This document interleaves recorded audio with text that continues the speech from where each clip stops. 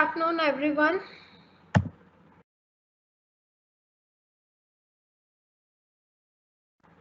Good afternoon, everyone. So, I hope if there is any question regarding the last lecture, please type in the chat box. Okay. So, till the time you are typing, I'll start the today's topic, that is the supply. But before that, I'll give you a brief about the last topic, that is the demand. Last में हमने क्या किया था? Demand. Demand is a, what demand is? Demand is a quantity of a commodity which the consumer are ready to buy in at a particular price and at a particular period of time. Now, so demand is from the, yes, sir. So demand is from the consumer point of view, right? Whereas supply is from producer point of view. ठीक है? So demand का exactly opposite है supply. Here consumers are ready to buy. Buy का opposite क्या है? Sell. So producer are ready to sell, right? So the supply basically consumer का opposite हो गया producer, buy का opposite हो गया sell. So the demand का opposite almost we can say that it's a supply. So it's a quantity of a commodity which a producer are ready to sell in the market at a particular period of time and the price. So constant वही है, price भी constant है, time भी constant है. ठीक है?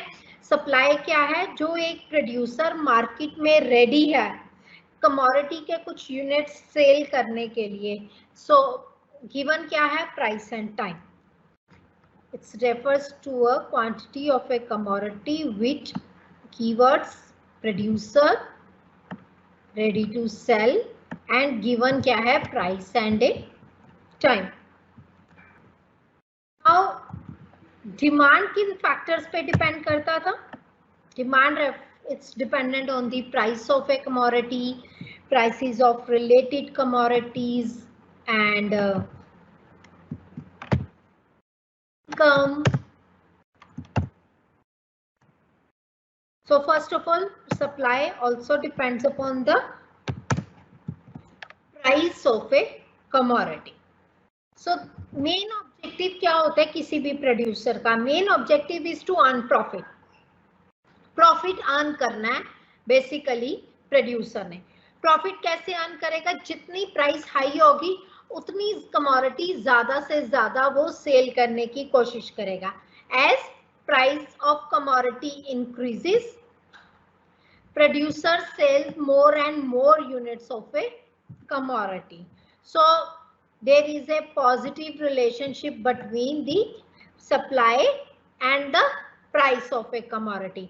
अगर आपको डिमांड याद है तो there was a negative relationship between the demand and the price of a commodity. But here we are having a positive relationship between the price and the supply of a commodity. ठीक है? क्योंकि जितनी ज्यादा price high होगी उतना ही मुझे profit ज्यादा होगा, और जितना मुझे प्रॉफिट ज्यादा होगा उतना ही मैं ज्यादा कमोडिटीज मार्केट में सेल करूंगी. ठीक है? सेकेंड फैक्टर जो अफेक्ट करता है सप्लाई को, that is the prices of related commodities. Prices of related goods या अदर गुड्स अगर इंक्रीज होती है,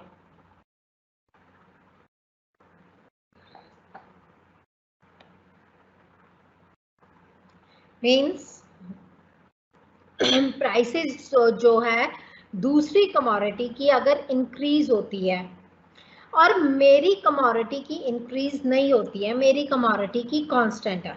now look at his this point.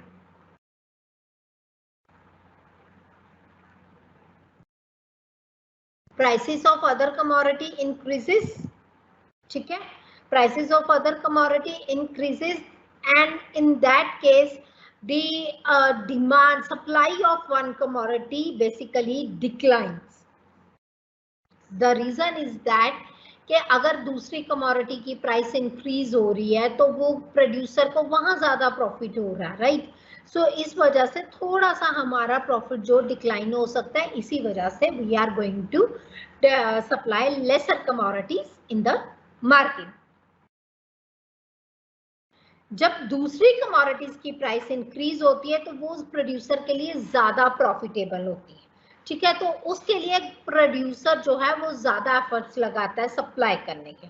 So that's why the things is that कि अगर दूसरी कमोडिटी ज्यादा होगी, प्रॉफिट उधर ज्यादा होगा, then we are trying to produce lesser of this commodity, ठीक है? सो द टू फैक्टर्स अभी तक हमने डिस्कस किए हैं. पहला, supply of a commodity with relation to the price, ठीक है? So that means जब भी प्राइस इंक्रीज होगी तो I want to earn more profit if I'm a producer, तो in that case price of a commodity increase करने के साथ साथ मेरी जो सप्लाई है वो भी इंक्रीज करेगी. अगर दूसरी कमोडिटी की प्राइस इंक्रीज की है तो मेरी प्राइस सप्लाई जो है that starts declining. Then there is one more factor, prices of factor of production.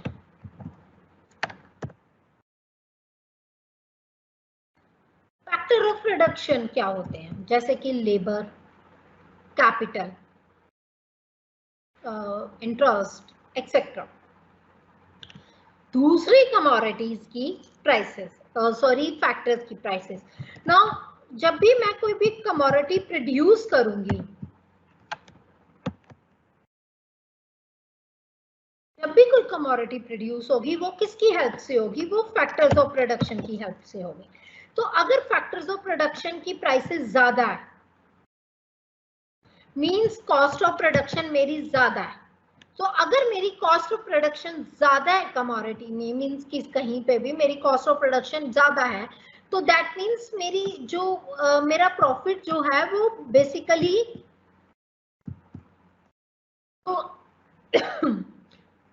factors of it directly affects the cost of production, ठीक है, which causes to decline in the profit. इसका reason से क्या होगा? मेरा profit जो है means producer का जो प्रॉफिट है वो क्या करेगा? डिक्लाइन कर देगा. और जब प्रोड्यूसर का प्रॉफिट डिक्लाइन करेगा सो उसकी क्या होगा? वो कम से कम प्रोडक्शन करेगा. In that case decreases. So अगर मेरी फैक्टर्स ऑफ प्रोडक्शन की प्राइसेस हाई होती हैं, दैट मीन्स मेरी कॉस्ट ऑफ प्रोडक्शन इंक्रीज हो जाती है, तो इसका मतलब मेरा प्रॉफिट कम हो जाता है, मीन्स प्रोड्यूसर का प्रॉफिट कम हो जाता है. अगर प्रॉफिट कम होता है तो definitely the supply is going to be decline, ठीक है? Then we are having technology. Means technology क्या है कि यू नो आज की डेट में टेक्नोलॉजी ने बहुत इंपॉर्टेंट सा. So they try to what they try to do is that they try to produce more and more goods at a lowest cost of production. Means आजकल दो ही चीजें चल रही हैं, या तो सस्ती प्रोडक्ट्स बनाओ या क्वालिटी प्रोडक्ट्स बनाओ, बीच की रेंज खत्म है. तो जितनी टेक्नोलॉजी मेरी कॉस्ट ऑफ प्रोडक्शन को रिड्यूस करेगी, मेरी सप्लाई उतनी ज्यादा इंक्रीज होगी, ठीक है? And goal of A firm, goals may be profit maximization, that may be cost minimization. दो गोल होते हैं मेनली प्रोड्यूसर के. वैसे कुछ और भी गोल्स होते हैं, आगे हम करेंगे. मींस अगर आप एडवांस लेवल पे इकोनॉमिक्स कहीं पढ़ोगे तो फिर जरूर करोगे, बट फॉर द टाइमिंग दो ऑब्जेक्टिव फंक्शन है. एक प्रॉफिट मैक्सिमाइजेशन का, एक कॉस्ट मिनिमाइजेशन का, कुछ और होते हैं जैसे market capture, sale maximisation etcetera. ठीक है। सो अगर प्रोड्यूसर का ऑब्जेक्टिव प्रॉफिट मैक्सिमाइजेशन है, मोस्टली प्रोड्यूसर का ऑब्जेक्टिव प्रॉफिट मैक्सिमाइजेशन होता है, तो वो क्या करेगा, वो सेल करेगा as much as he wants to sell in the market, so that के वो क्या करे, प्रॉफिट ज्यादा इंक्रीज करे। तो अगर प्रोड्यूसर, if producers are prepare to take risk, the supply of commodities little bit risk. ठीक है, प्रोड्यूसर्स पे डिपेंड करता है वो रिस्क लेने में कितना कैपेबल है, और it's all basically depends upon the goal. अगर फर्म है तो कोई और गोल होगा, अगर जो बेसिकली मैनेजर है उसका गोल थोड़ा डिफरेंट होगा, क्योंकि मैनेजर की सैलरीज एंड पर्क्स सेल्स पे डिपेंड करती है, तो वो सेल ओरिएंटेड होगा। एंड जो प्रोड्यूसर अगर खुद है, अगर द चेयरमैन है, तो उसका जो गोल है वो प्रॉफिट मैक्सिमाइजेशन होगा, like that. So there are an number of factors और भी हैं, for example the season, the government policies, taxes etcetera, बहुत चीजें और भी हैं। But in simple words, few factors जो हमारी सप्लाई को अफेक्ट कर रहे हैं, sorry, price of a commodity related with the supply. Price is a directly related with the supply, जितनी प्राइस हाई होगी प्रॉफिट ज्यादा होगा, उतनी ही इस मार्केट में सप्लाई ज्यादा होगी। प्राइसेस ऑफ रिलेटेड कमोडिटीज, जितनी प्राइसेस ऑफ रिलेटेड कमोडिटीज ज्यादा होंगी तो मेरा जो प्रॉफिट है बेसिकली है उतना अफेक्ट करेगा, और जितना मेरा प्रॉफिट अफेक्ट करेगा मेरी जो सप्लाई है, उतनी ही अफेक्ट करे। ठीक है। Then we have technology. Technology plays dual role, दो तरफ से रोल प्ले करती है। One is from the positive relationship and other is from the negative. Technology अगर मेरे favorable है, because technology is something like we are taking risk. ठीक है, so if it is giving me a risk, then we are having a positive impact. ठीक है, so cost of production अगर उससे कम होती है तो वो मेरे definitely supply increase करेगा। Government policies, technology, goal of a producer, all these things depends upon the supply, in सब पे depend करती है। So any question?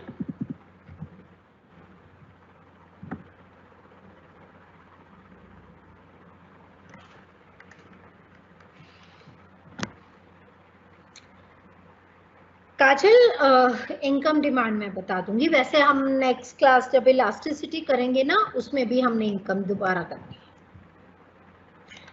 अश्विनी, मैंने जितनी भी बुक्स बताई है ना, मैंने उन सब की ई कॉपीज आपको भेज दी हैं, आपके पास मैंने पीडीएफ फॉर्मेट में ऑलरेडी सेंड कर दी है, तो आपको मार्केट से बाय करने की जरूरत नहीं है।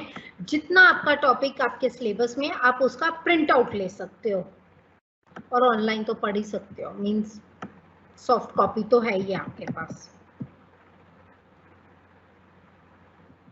ओके ईशा, अगर कोई प्रॉब्लम हो तो बच्चे पूछ लेना। I've given already a brief introduction about demand as well.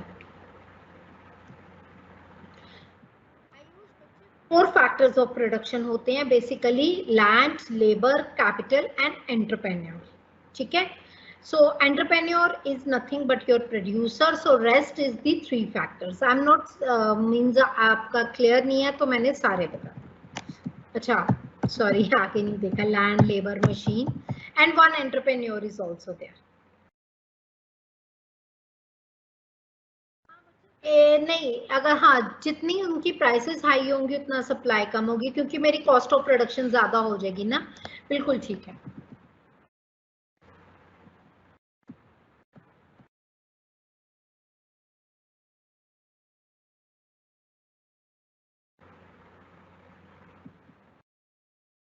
Groups में है बच्चे, जो भी आपके व्हाट्सएप ग्रुप्स हैं उन सब में है।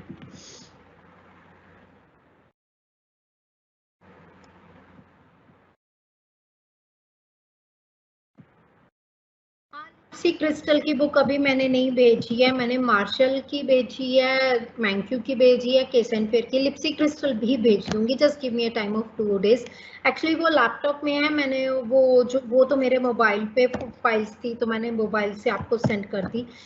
वो मैं एक दिन व्हाट्सएप इसमें ऐड करूंगी तो मैं आपको सेंड कर दूंगी, ठीक है। एनीवे, अच्छा, मैं आयुष आपको रिक्वेस्ट करूंगी प्लीज एक बार किसी व्हाट्सएप ग्रुप में जिसमें स्पेस हो वो शेयर कर दो, सो दैट एक दो स्टूडेंट्स पूछ रहे हैं। 2 क्वेश्चंस हैं मेरे पास अभी। One is the factor of production and technology. देखो दोनों एक तरह से side by side one as a same thing है। जितना मेरा, जिसकी प्राइस, जहां मेरा प्रॉफिट कम हो रहा होगा वहां मेरी सप्लाई कम हो जाएगी, जहां मेरा प्रॉफिट ज्यादा हो रहा होगा वहां मेरी सप्लाई ज्यादा हो जाएगी, राइट? Simple thing. अगर फैक्टर ऑफ प्रोडक्शन की प्राइसेस हाई करती हैं तो ऑब्वियसली मेरी सप्लाई कम कर जाएगी, क्योंकि मुझे ज्यादा पैसा देना पड़ेगा उनको और मेरा प्रॉफिट कम हो जाएगा। दूसरी साइड, टेक्नोलॉजी मेरी फेवरेबल है, मेरी कॉस्ट ऑफ प्रोडक्शन को कम कर रही है, तो डेफिनेटली मैं उस पर सप्लाई के साथ जाऊंगी, इंक्रीज करूंगी। अगर मेरी टेक्नोलॉजी मेरी कॉस्ट ऑफ प्रोडक्शन को इंक्रीज कर रही है तो obviously I am not going with that.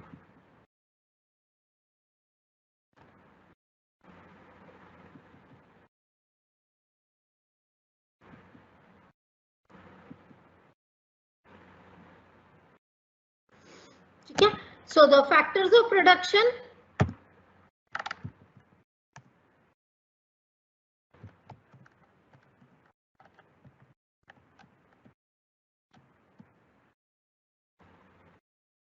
Factors of production, जो भी चीज मुझे मेरी कॉस्ट को कम करेगी वो मेरी सप्लाई को बढ़ाएगी, ठीक है।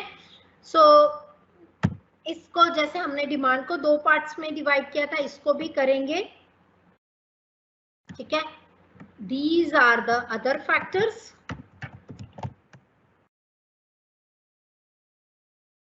And this is the price of the commodity, ठीक है। जैसे लॉ ऑफ डिमांड किया था वैसे ही we are having law of supply. What law of supply says, as price of a commodity increases, supply, अगर कहीं स्पेलिंग मिस्टेक हो जाए तो प्लीज, थोड़ा टाइपिंग में कई बार हो जाता है तो प्लीज लेट इट बी, मैं पहले से अपोलोजाइज कर देती हूँ इफ द प्राइस, कई बार नहीं ध्यान देता। So if the price of a commodity increases, the supply also increases, with a condition that other factors remains constant.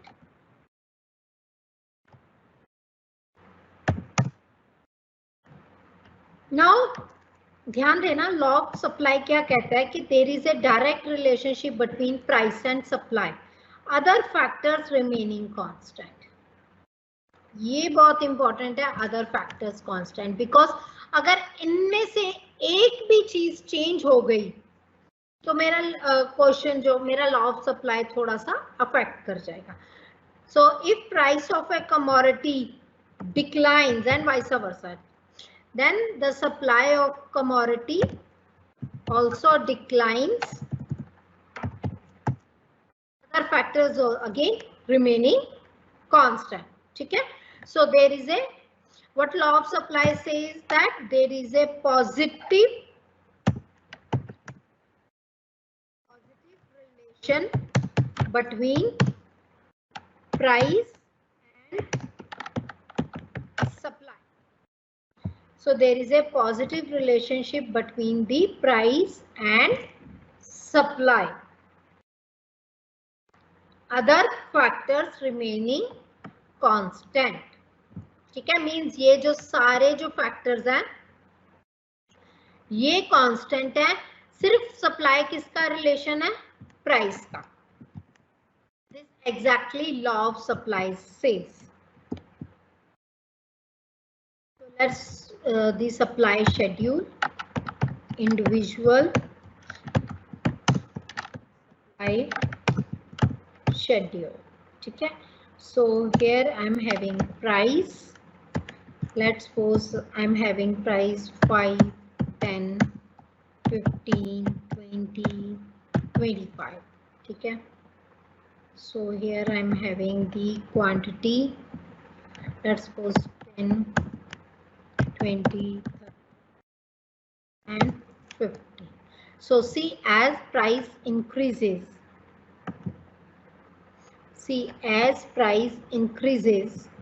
our quantity demanded also, sorry, quantity supplied, this is quantity supplied, also increases. Okay, so in here I'm going to mention price, measure price, and here the quantity supplied.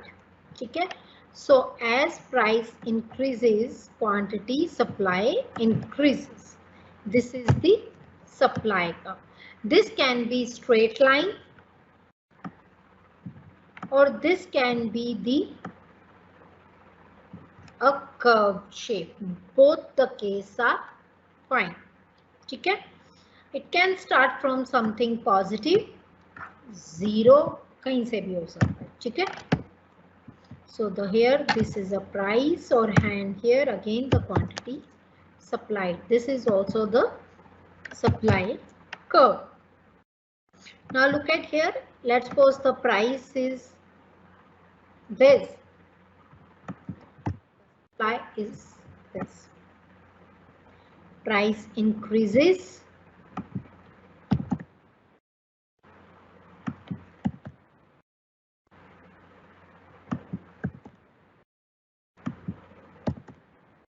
Supply increases and further also. So there is a positive relationship between price and the supply. Now यहाँ पे याद रखना एक बहुत important चीज है. So positive relation तो है, other things remaining constant. ये चीज आप प्लीज बिल्कुल भूलना मत.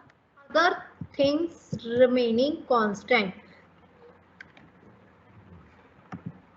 Because if other things changes, then the law of supply will not apply in that case. ठीक है, so the law of supply for the validity of law of supply, हमें ये assumption हमारी बहुत important है कि other things remaining constant.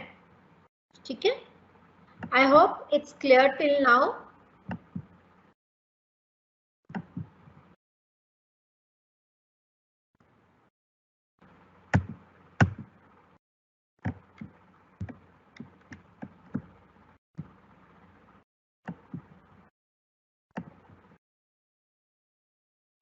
Any question till now? This was the individual supply curve and individual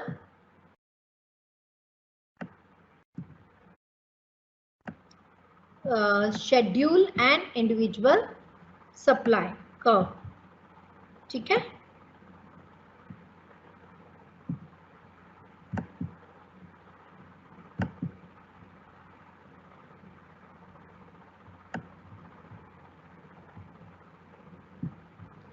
now market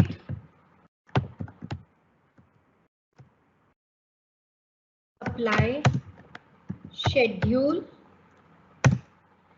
and market demand supply curve. Sorry, अगर मैं कहीं demand गलती से यूज कर जाऊं तो मैं फिर से अपॉलॉजी कर रही हूं पहले से ही. ठीक है, सो मार्केट क्या होती है? याद है डिमांड कर्व में हमने किया था कि demand, market demand is nothing but the sum of the individual demand. Similarly, market supply is nothing but the sum of the individual's supply. ठीक है, so market is nothing but the sum of the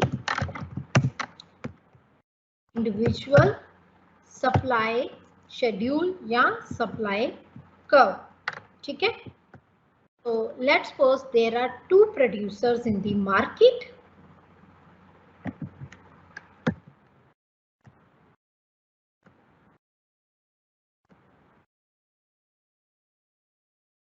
So producer A's quantity supply is, producer A की supply क्या है? 10 पे let's suppose 20 units, 30, 40, 50 and 60. B की supply क्या है?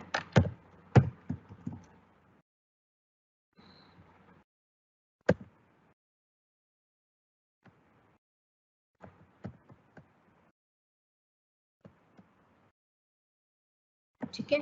So what is your market supply? Market supply equals to A की supply plus B की supply. 20 plus 30 which is equals to 10.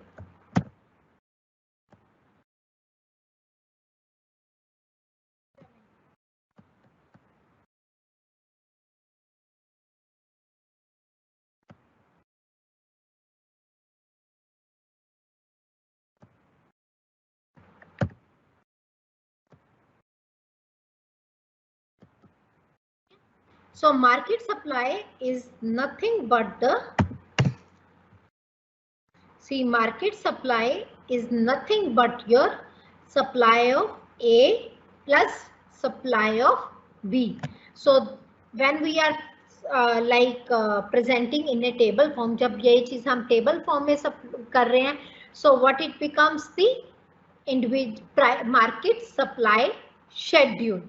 अगर यही चीज अगर मैं कर्व की तरह एक्सप्लेन करूं in the form of the curve, so then it become market supply curve. So you need a space जहां पे आप, मैं ना आप सबको एक रिक्वेस्ट करूंगी, आप कोशिश करो, कोशिश क्या, आई रियली फील दैट कि यू शुड मेक लाइक एक कॉपी और पेन साथ लेके बैठा करो और साथ साथ डायग्राम्स और ये चीजें जो हैं वो ड्रॉ किया करो. This will help you in your exam. अगर जहां पे कुछ मिस्टेक होगी आपको इमीडिएटली पता लग जाएगा. आप मेरे साथ साथ ड्रॉ करो, जैसे जैसे मैं ड्रॉ कर रही हूं तो आपको कोई प्रॉब्लम नहीं होगी. ठीक है. सो ये हो गई market.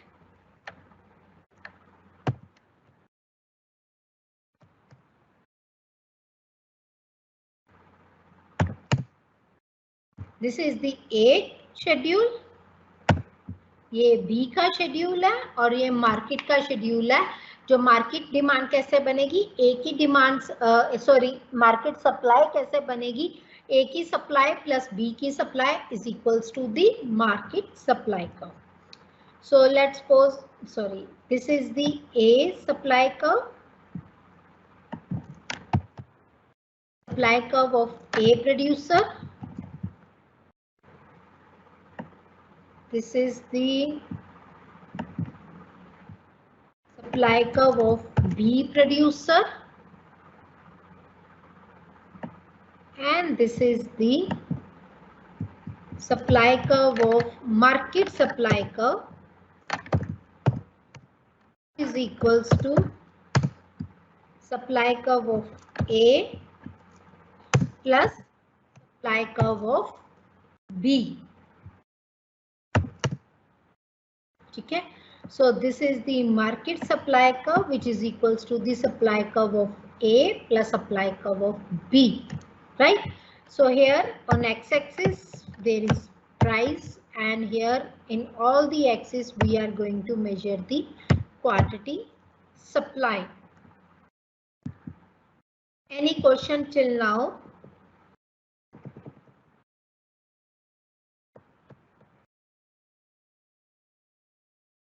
Yes, Isha, other factor remaining constant also means that ceteris paribus.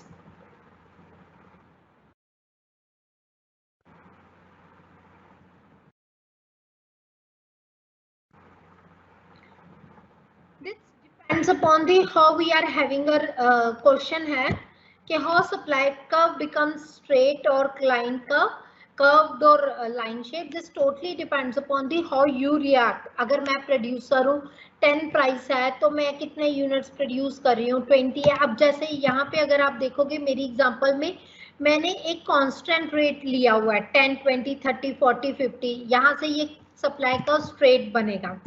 अगर ये रेट कांस्टेंट नहीं हो, 10, 20 से 35 आ रहा है, 20 से 30 आ रहा है, 30 से 45 आ रहा है, 45 से ये 60 आ रहा है, सो इन दैट केस ये जो रेट है वो कांस्टेंट नहीं है। जब कांस्टेंट नहीं होगा ना तो उस केस में ये कर्व शेप्ड होगा। ये टोटली डिपेंड करता है कि प्रोड्यूसर सप्लाई के साथ कैसे रिलेट करता है। अब जैसे आपकी प्राइस डिक्रीज हुई थी तो आप जरूरी थोड़ा कि उतनी क्वांटिटी इंक्रीज करोगे जितनी प्रोपोर्शनेटली इंक्रीज करोगे, कम भी कर सकते हो ज्यादा भी कर सकते हो। एग्जांपल लेते हैं, मैं एग्जांपल लेती हूँ, price of A salt sorry price of A milk declines. अब मिल्क को आप कितना डिमांड कर लोगे एकदम से, 1 kg आप पहले ले रहे थे, अब आपने क्या किया 2 kg ले लिया या 3 kg ले लिया, मैक्सिमम से मैक्सिमम। खीर खाएंगे आज, कर्ड भी घर से बनाएंगे, लाइक दिस। तो आप इसको 4 kg ले लोगे, 5 kg तो नहीं लोगे क्योंकि आपका ये तो 2 दिन बाद खराब हो जाएगा, ठीक है। सो ये डिपेंड करता है person to person how he reacts with the change in price. Similarly producer भी ऐसे ही है कि how he reacts according to the change in price, ठीक है। फॉर एग्जांपल उसको उतनी लेबर और कैपिटल नहीं मिल रही, फैक्टर्स ऑफ प्रोडक्शन नहीं मिल रहे हैं, तो उस वजह से वो उस अफेक्ट नहीं करेगा बेसिकली, ठीक है।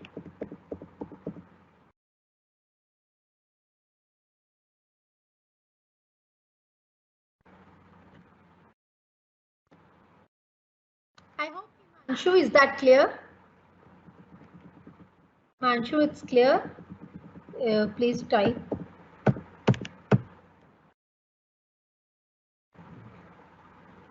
ये still law of supply simple मतलब का यही है। मैं बहुत रफ लैंग्वेज में समझाऊं तो अगर बाकी चीजें कांस्टेंट है, कोई अदर फैक्टर अफेक्ट नहीं कर रहा, सिर्फ सप्लाई और प्राइस पॉजिटिवली अफेक्ट करेंगे। बहुत सिंपल वर्ड्स में मतलब मैं प्रॉफिट ज्यादा अर्न करना चाहूंगी तो मैं मार्केट में ज्यादा से ज्यादा कमोडिटी सेल करूंगी। This is what supply curve says, law of supply says, sorry. I hope it's clear.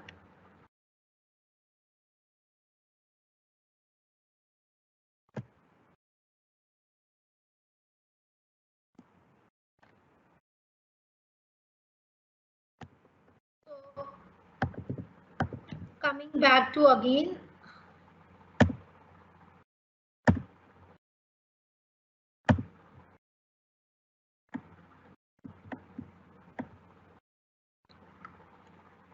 okay, so coming back to again our supply function. Supply is a function of supply of commodity X is a function of price of commodity X, prices of related commodities, factors of production, okay, technology, etc. ठीक है, मैंने अभी कुछ factor mention कर लिए। Same way में मैं इनको डिवाइड कर रही हूँ अगेन, जैसे डिमांड के केस का 2 पार्ट्स में। One is related with the supply and price. In this case all, ये बार का मतलब होता है फैक्टर्स रिमेनिंग कांस्टेंट, ठीक है। सो ये सब फैक्टर्स कांस्टेंट होंगे, मींस जब blue line will operate means supply और प्राइस का रिलेशन है तो बाकी सारे फैक्टर्स कांस्टेंट, और जब ये red line will operate supply is a function of other factors तब ये प्राइस कांस्टेंट होगा, ठीक है।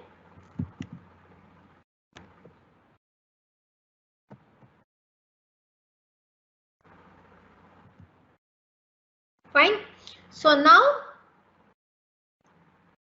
अगर मेरी प्राइस चेंज होती है, so let's suppose the price changes means this blue one will affect. मैं blue ही से कवर कर्व बना देती हूँ so that कि आपको easy समझ में आए। सो this is my supply curve. जरूरी नहीं है मैं आपको फिर से बताऊं कि ये स्ट्रेट लाइन हो, कर्व शेप्ड हो, दोनों एक्सेप्टेबल है, दोनों both are correct. Okay, so this is the price, this is the supply. So let's suppose we are at point here. This is the market price and this is the market quantity supply. ठीक है? So we are here at point A. Now if price increases,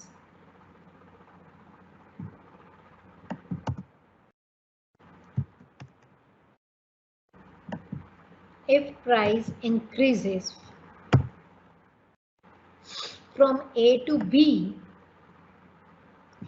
supply also increases from S to S1. That means we are moving from point A to point B.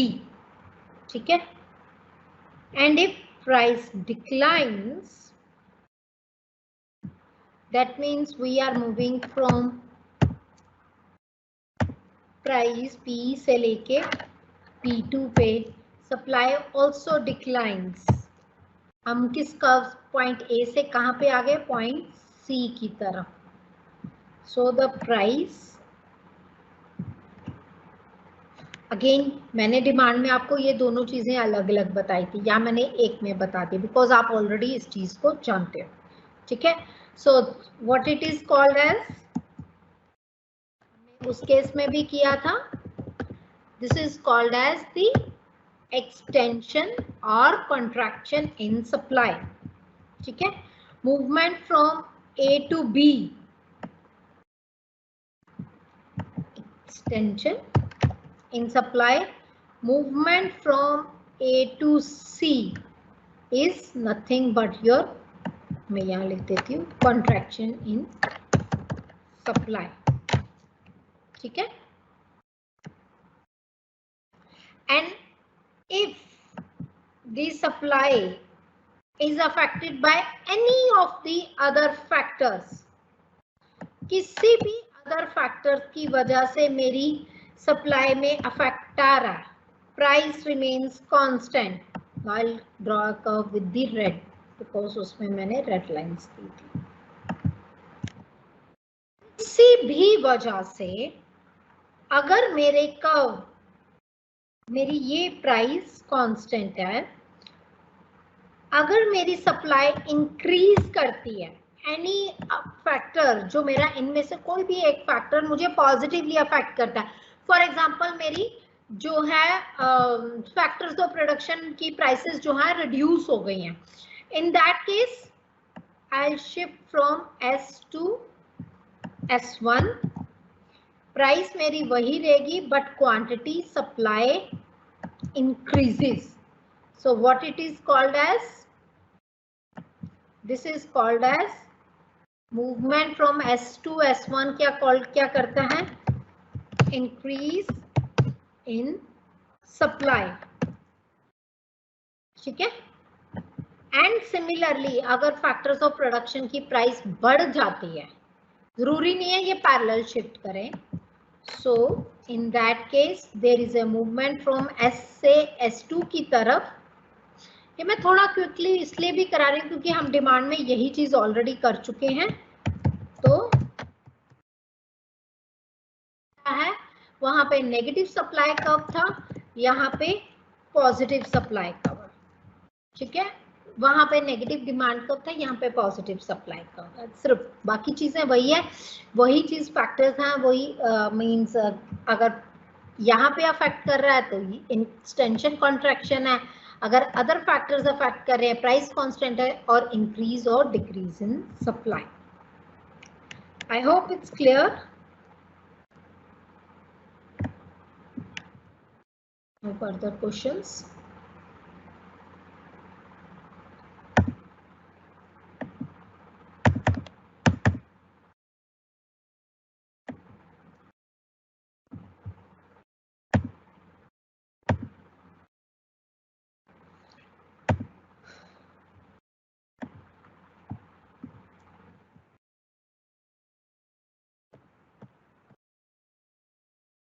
Positive means जो actual situation में, positive means दोनों एक ही तरह movement करेंगे, मतलब अगर एक बढ़ रहा है तो दूसरा बढ़ रहा है, एक कम हो रहा है तो दूसरा कम हो रहा है।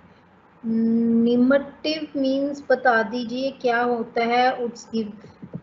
ईशा निगेटिव क्या है? निगेटिव तो कोई वर्ड नहीं है। Normative science include but like to ought to be. Isha वो चीज तो अब हम ऑलरेडी कर चुके हैं इन द फर्स्ट लेक्चर, तो ये क्वेश्चन आप अभी होल्ड कर लो। अगर मेरे पास एंड में टाइम बचेगा तो मैं बता दूंगी, नहीं तो जो लास्ट क्लास होगी ना हमारे पूरे सेशन की, उसमें मैं एक बार फिर से जो थोड़ा सा रिवाइज करा दूंगी। बट जस्ट होल्ड ऑन, मैं आई ट्राई कि अगर मेरे पास लास्ट में 1-2 मिनट भी बचते हैं, आई let you no. Ma'am what's on axis quantity supply is for from a single producer.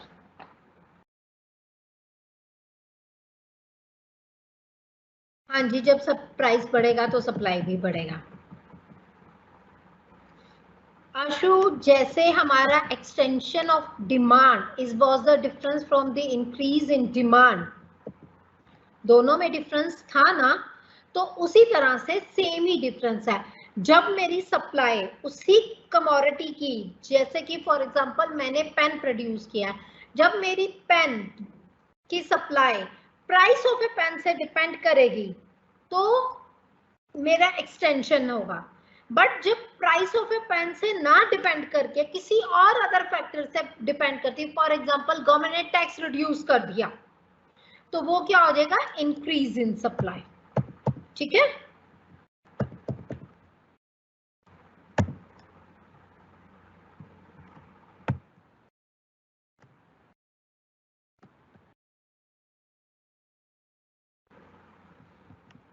I hope it's clear till now. Normative right मैं अभी बताती हूँ मुझे। अच्छा चलो, फर्स्ट मैं फिर से आपको अभी है मेरे पास लास्ट में बचेगा time, I let you know today only normative economics what should be. Okay, so मैं फिर से बताती हूँ आपको। Supply shows the relationship between the quantity of a good supply and its price। ठीक है, सप्लाई जो शेड्यूल है वो इन दो तरह का होता है, एक तो इंडिविजुअल और एक मार्केट। और मैं एक चीज आपको बता दूं, जहां पे मैं मार्केट वर्ड नहीं यूज कर रही तो उसका मतलब ही वो इंडिविजुअल है। कहीं पे भी, not only in the supply but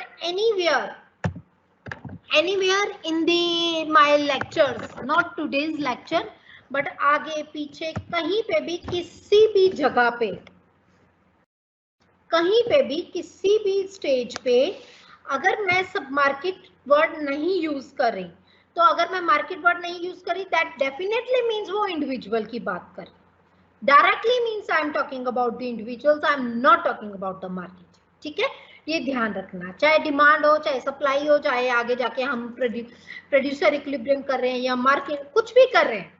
ठीक है, second thing, market sorry law of supply क्या कहता है कि अगर एक इंडिविजुअल प्रोड्यूसर कि जैसे जो कमोडिटी सेल कर रहा है मार्केट में, आप सिंपल अपने पे लेके देखो, मतलब सोचो मत, ये इकोनॉमिक्स को समझना बहुत इजी है। इकोनॉमिक्स को समझना इसलिए इजी है क्योंकि हर डे में हम वो चीज प्रैक्टिकली हम अपने पे अप्लाई कर रहे होते हैं, बट हमें यही नहीं पता होता कि हम क्या कर रहे हैं। ठीक है, मतलब इकोनॉमिक्स को अप्लाई करें, वही चीज इकोनॉमिक्स में है। नाउ सिंपल सेज, अगर आपको किसी चीज में प्रॉफिट हो रहा होगा तो आप वो काम ज्यादा करोगे, आपको फेवरेबल हो, मेरे को जो चीज फेवरेबल हो। फॉर एग्जाम्पल मेरे को जो है मेरे को लेट्स सपोज मुझे ज्यादा पढ़ाने से मुझे पैसे ज्यादा मिलेंगे, तो मैं तो ऑब्वियसली सोचूंगी ना मैं 1 घंटा और पढ़ा देती हूँ, राइट। तो व्हाट एग्जैक्टली इज दैट कि मेरे को जहां पे मुझे प्रॉफिट दिखेगा मैं वो काम करूंगी। आपको जहां पे प्रॉफिट, आपको अगर मम्मा कहे कि चलो नानी के घर चलते हैं तो आप कहोगे कि नहीं जाना, मोस्टली पीपल यार मैंने नहीं जा रहा, बट अगर आपको उसमें से कुछ ना कुछ प्रॉफिट दिखेगा तो आप डेफिनेटली भाग के जाओगे। This is what exactly it means. जहां पे भी एक प्रोड्यूसर को प्रॉफिट दिखेगा वो काम ज्यादा करेगा। अब जब वो काम ज्यादा करेगा तो ऑब्वियसली उसको सप्लाई होगी ना ज्यादा, डेफिनेटली, बिकॉज वो प्रॉफिट के लिए काम कर रहा है, वो फ्री के लिए काम तो कर ही नहीं रहा, वो कोई सोशल मोटिव के लिए थोड़ी ना काम कर रहा, right? So this exactly what it means. अगर मुझे प्रॉफिट हो रहा है किसी कमोडिटी से, किसी काम करने से, तो यही चीज सप्लाई में है। अगर price of a commodity increase होती है तो मैं काम ज्यादा करूंगी, बिकॉज मुझे पता है मुझे प्रॉफिट ज्यादा हो रहा है, राइट? बाकी चीजें constant for the timing, because economics में ये, बिकॉज देखो साथ में ही अगर फैक्टर ऑफ प्राइस इंक्रीज कर जाएंगे, अगर प्राइस बढ़ गए, फैक्टर ऑफ प्राइस इंक्रीज कर गए, तो हम सेम स्टेज पे आ गए, राइट? इसीलिए हम अज्यूम करते हैं क्योंकि other factors remaining constant, so that के जो बाकी के फैक्टर्स हैं हम उन पे ना ध्यान दें कि पहले हम सिर्फ एक चीज को समझें। ऑन दी अदर हैंड जब बाकी फैक्टर्स चेंज होंगे तो प्राइस कांस्टेंट मान के चल रहे हैं, उनमें से कोई भी, लेट्स सपोज प्रोड्यूसर की इनकम बढ़ गई, किसी वजह से प्रोड्यूसर के पास पैसा ज्यादा आ गया, तो प्रोड्यूसर ने क्या किया, उसने प्रोडक्शन में ज्यादा लगा दिया, प्रोडक्शन में लगाने से उसको प्रॉफिट हो गया। Got it? सो जब प्रॉफिट हुआ तो definitely he is going to work more, supply ज्यादा करेगा कमोडिटीज की। तो ये कोई कॉन्सेप्ट, कोई ट्रिकी कॉन्सेप्ट नहीं है जिसको समझना बहुत मुश्किल है। बस आपने क्या करना है, सिर्फ एक लॉजिक अप्लाई करना है कि अगर आप उस सिचुएशन में होते तो क्या करते। अगर मैं आपको बोलूं कि बच्चों 1 घंटा और पढ़ लो, तो आप मोस्टली कहोगे कि मैम हमने नहीं पढ़ना, हम थक गए। बट अगर मैं ये कहूं कि अगर आप 1 घंटे की और क्लास लगाते तो मैं आपको एग्जाम्स में 5 मार्क्स का बेनिफिट दूंगी, आप में से आधे से ज्यादा बच्चे आ जाएंगे क्लास में, प्रॉफिट जो दिखा, right? So this is what exactly the supply is, so this is exactly the situation is. So sometimes it affect means mostly economics को किसी वो क्या कहते हैं, मतलब रट्टाफिकेशन की जरूरत नहीं है समझने के लिए, लॉजिक समझो उसके बिहाइंड पे। जब लॉजिक समझ में आ गए तो इकोनॉमिक्स ऑटोमेटिकली समझ में आ गए। कोई ऐसा कुछ डिफिकल्ट सब्जेक्ट नहीं। मोस्टली स्टूडेंट्स मुझे या कोई भी XYZ बोलता है कि मैं आप इकोनॉमिक्स पढ़ाते, इकोनॉमिक्स तो बहुत टफ सब्जेक्ट है, but it is not. Till मेरे पास एक ही डेफिनेशन होती है हर चीज की, जो चीज समझ आ जाए वो इजी, जो चीज ना समझ आ जाए वो टफ। और इसको समझना तो सबसे इजी काम है। हिस्ट्री वगैरह टफ है, इनफैक्ट उसमें रट्टा लगाना पड़ता है, इसमें कुछ नहीं करना, सिर्फ लॉजिक। आप सोचो कि आप उसकी जगह पे होते तो क्या करते। जब आपको प्रॉफिट दिखता है किसी भी चीज में, मोबाइल में गेम्स खेलते हो, आपको प्रॉफिट दिखता है, यार मेरा एंटरटेनमेंट हो रहा है, तो आप ज्यादा टाइम ही डिवोट करते हो। That's exactly it is economics. I hope guys you understood now very well. कुछ पढ़ने के लिए तो कॉन्सेप्ट भी तो होते ही है ना। तो हाँ, बाकी एक चीज है एक्सटेंशन, कॉन्ट्रैक्शन, इंक्रीज, डिक्रीज, ये भी सिंपल लॉजिक है समझने में। जब हम एक ही चीज पे हैं, उसी सेम कर्व में है, और हमारे जो शिफ्टिंग हो रही है सप्लाई में या डिमांड में भी, ठीक है, उसे हम एक्सटेंशन कॉन्ट्रैक्शन कहते हैं। इंक्रीज और डिक्रीज मतलब मेरा शिफ्ट हो गया कर्व में, कर्व ही शिफ्ट हो गया, उसको हम इंक्रीज डिक्रीज। मतलब कि यहाँ पे देखो प्राइस कांस्टेंट है, फिर भी मेरा प्राइस सप्लाई बढ़ गई है, तो ये है इंक्रीज, मतलब चीज को और बढ़ाना without changing the price. This is simple concept. Again कोई लॉजिक, कोई वो रट्टाफिकेशन वाली चीज नहीं है, ये सिंपल लॉजिक ही अप्लाई किया मैंने। इफ यू सी, मैंने कुछ इसमें कुछ गलत चीज नहीं है, मतलब मैंने कुछ रट्टा नहीं लगाया, कुछ नहीं कराया, कोई बुकिश लैंग्वेज नहीं है, कुछ नहीं है, बहुत सिंपल सी टर्म है। और सिंपल टर्म्स को समझना है, चाहे डिमांड है या सप्लाई है। जब मेरा शिफ्ट हो गया कर्व में, दोनों एक्सिस, एक axis remains constant, obviously increase हो गया दूसरे में, ठीक है। और दूसरी चीज, अगर मेरा दूसरा मतलब दोनों चीज अफेक्ट कर रही है साइमल्टेनियसली, तो एक्सटेंशन या कॉन्ट्रैक्शन।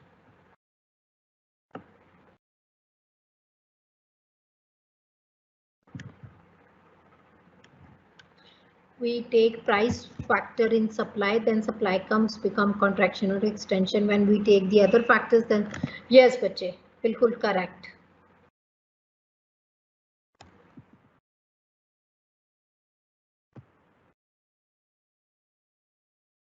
क्या क्लियर नहीं हुआ बेटा? पूरा क्वेश्चन लिखा करो. ऐसे मुझे कैसे समझ मैम क्लियर नहीं हुआ? मैम ही क्लियर नहीं हुई इसका मतलब तो ये है Isha. So it's better just to type the entire question.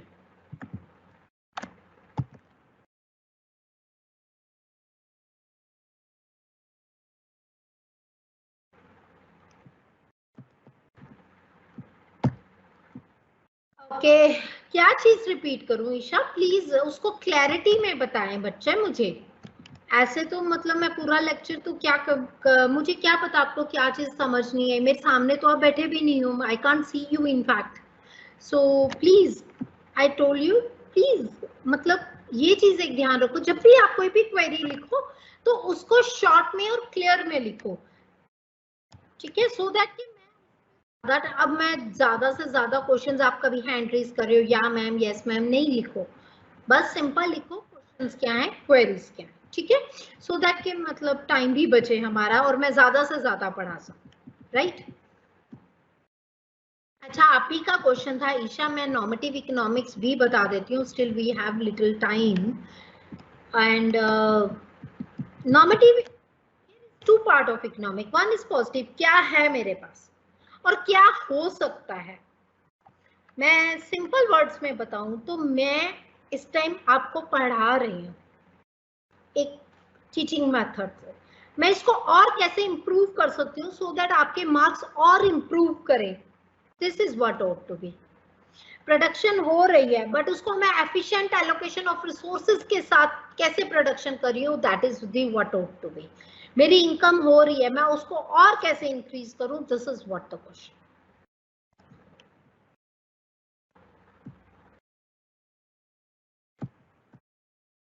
Factors of production फरीन बहुत सिंपल है. जो भी मैं चीज यूज करती हूँ उस कमोडिटी को बनाने के लिए.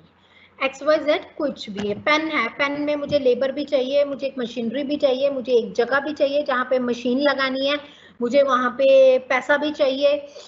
तो हर चीज में किसी भी चीज को जो मैं यूज कर रही हूँ वो मुझे नेगेटिवली इम्पैक्ट कर रही है तो मेरी सप्लाई डिक्रीज हो जाएगी क्योंकि मेरी कॉस्ट ऑफ प्रोडक्शन बढ़ गई. ठीक है. मतलब कॉस्ट ऑफ प्रोडक्शन बढ़ने से मेरा प्रॉफिट कम हो गया. और जब मेरा प्रॉफिट कम हो गया तो मैं ऑब्वियसली कीन कम हूं टू प्रोड्यूस मोर. तो उसी चीज में जब इनमें से कोई भी फैक्टर मुझे पॉजिटिव अफेक्ट करेगा मतलब मेरी कॉस्ट ऑफ प्रोडक्शन रिड्यूस होगी तो मेरा ऑब्वियसली प्रॉफिट ज्यादा हो गया तो मैं ज्यादा से ज्यादा प्रोडक्शन करूंगी. Right.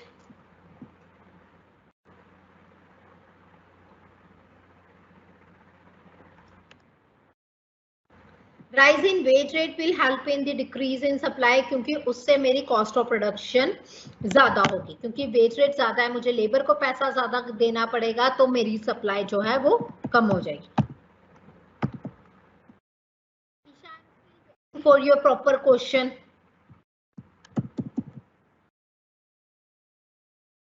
I hope Divesh now it's clear.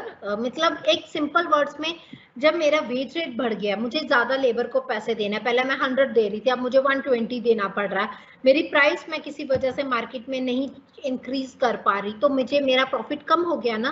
तो जब मेरा प्रॉफिट कम हो गया तो ऑब्वियसली वो डिक्रीज इन सप्लाई आएगा. अगर मैं इसको डायग्रामेटिकली बनाऊं तो बहुत सिंपल वर्ड्स में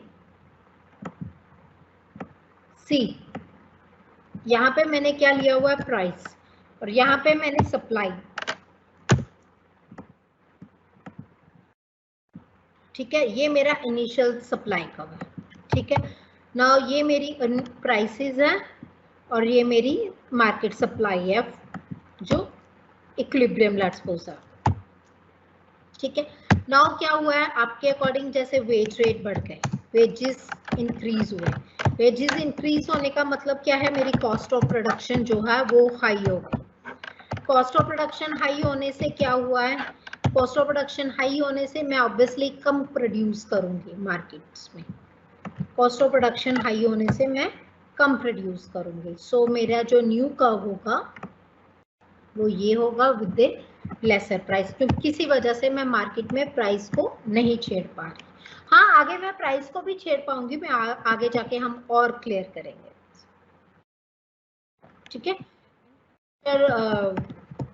आई डोंट नो, आप मुझे याद नहीं है आप में लेबर वगैरह फैक्टर्स ऑफ प्रोडक्शन मार्केट है या नहीं, अगर नहीं है तो नहीं करेंगे, अगर है तो we will definitely doing it in a detail, ठीक है।